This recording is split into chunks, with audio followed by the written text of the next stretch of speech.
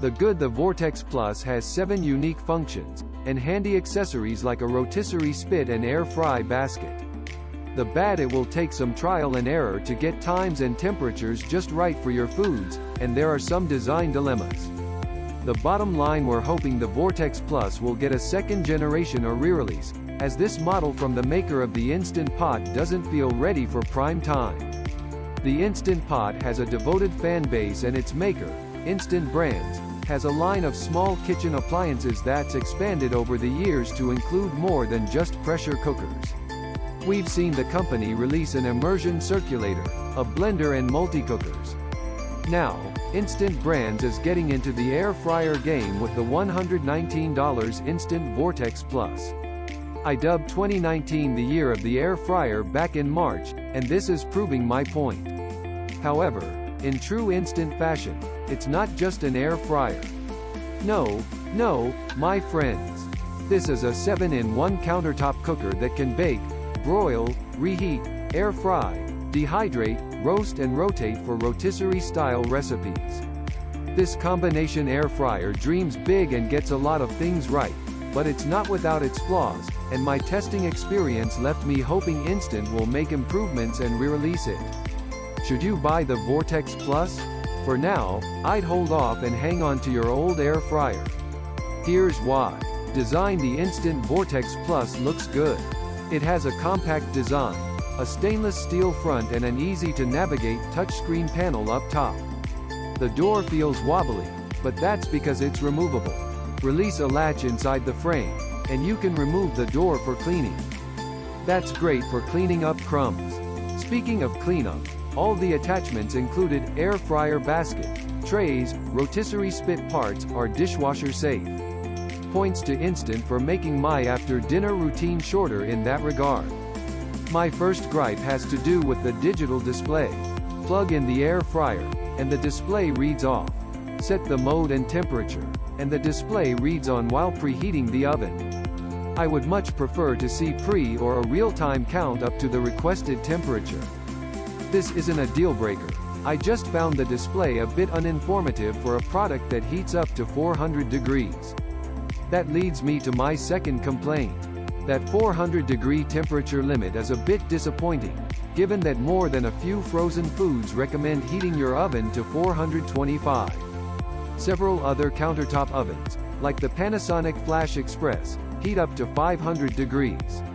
The folks at Instant told me that the decision to stop at 400 degrees was based on customer feedback and research. While you're cooking, the display alternates between temperature and time, and includes a helpful beep in air fry and roast mode with the corresponding message, "Turn food," so you can flip what you're cooking or swap the top and bottom trays. You'll also need to be careful when you remove the air fry basket or rotisserie accessories, as they get very hot while cooking.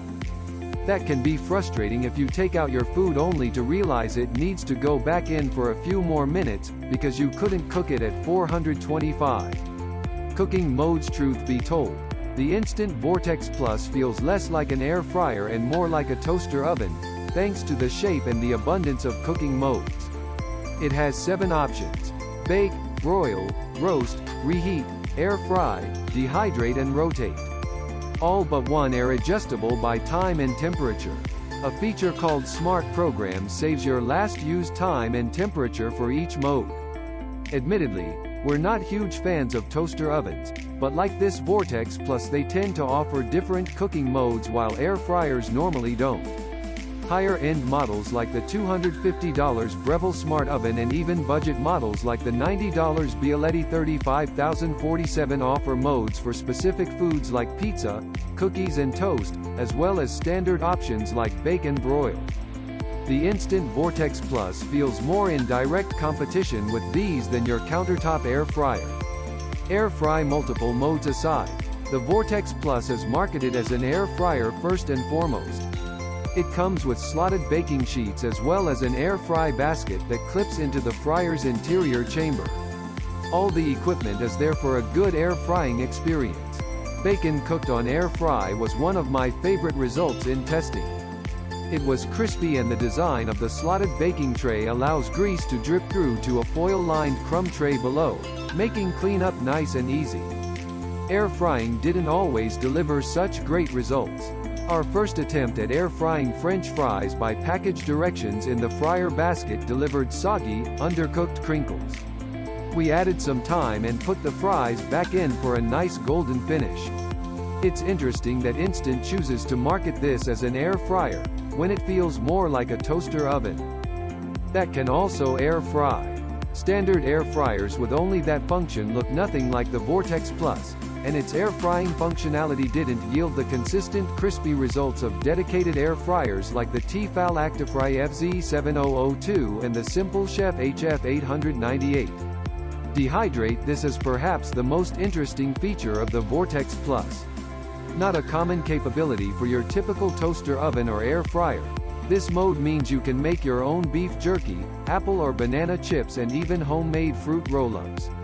I gave it a go with a popular online recipe: 2 pounds of thinly sliced top round beef and a tasty marinade. Set at 155 for 3 hours, I filled 2 trays with the marinated meat. Halfway through, I swapped the trays positions. Once the 3 hours were up, I set the Vortex Plus to bake at 275 and cook the jerky for 10 minutes to ensure food safety. While the jerky's flavor varies depending on the marinade you use, my top round jerky came out as good as what you can buy in stores and in under 4 hours. This is one of the redeeming qualities of the Vortex Plus. Dehydrating is easy to do, even for a first-timer following an online recipe. Baked cookies were up next, and this is another great example of the trial and error required to get things right when converting from product directions. We first tried a batch at the time and temperature recommended on the package, but those were overdone. A second round baked at 25 degrees cooler yielded better results. This was an interesting experience, given that our French fry test required more time than the package directions at the recommended temperature. Roast and rotate. The rotate mode turns a motor on the right side of the oven that can be used to turn the rotisserie spit or the air fry basket. However, the weight limit is just 4 pounds, and that's smaller than most grocery store chickens. Anything heavier than that and you risk overloading the capacity of the motor. I was able to find just one chicken under 5 pounds at my local grocery, and it was labeled 4.2 pounds, still technically too large for the weight limit. I removed the packaging, giblets and some extra fat, and the chicken's final weight was 3.8 pounds. Small enough for the Vortex Plus, but not large enough to leave any leftovers for a family of 4. Even trimmed down and trussed up, my small chicken still dragged the bottom of the foil-lined tray on each rotation. I cooked it at 380 for 1 hour, and it came out done, but pretty average with less than crispy skin. I'd recommend lower and slower if you're going to cook a full chicken in the Vortex Plus, or try experimenting with a smaller bird like a guinea hen if you can find one at your local butcher. Reheat. The reheat function serves as a basic replacement for your microwave. It warmed up my macaroni and cheese lunch with ease, but there is one restriction. You won't be able to adjust the temperature for your reheat cycle, only the time. The air fryer sets to 280 degrees. That's low enough to reheat your food without overcooking. Broiling in the Instant Vortex Plus is simple enough. Set the time and temperature, then add the food when instructed. I used it to broil top round beef at 400 degrees and the meat cooked evenly. You don't get the reminder to turn your food in the broil, reheat and dehydrate modes, so if that's required for your meal you'll need to set your own timer. Time and temperature. Like with the Instant Pot, there will be a learning curve with the Instant Vortex Plus.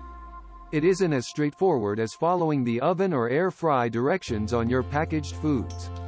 You'll probably need to lower the temperature while you're baking, and the air fry mode may need to run longer than expected. Of course, that will depend on what you're cooking, and therein lies my biggest issue with this machine.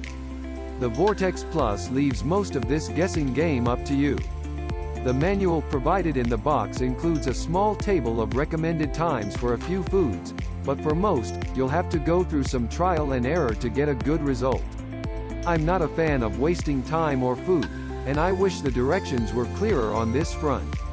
Instant also recommends starting with conventional oven directions on food packages as a guide for temperature and time, not directions for deep frying. Should you buy it?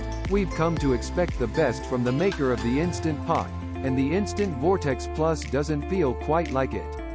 While I love the dehydrate feature and enjoyed watching a small chicken rotate on a spit, there are still some rough edges here. With a handful of design issues, a less than helpful product manual and cooking times that won't always match up with your food's directions, I'm hoping Instant will revisit the air fryer and improve it. But maybe you really want it. Maybe your team Instant Pot forever and you.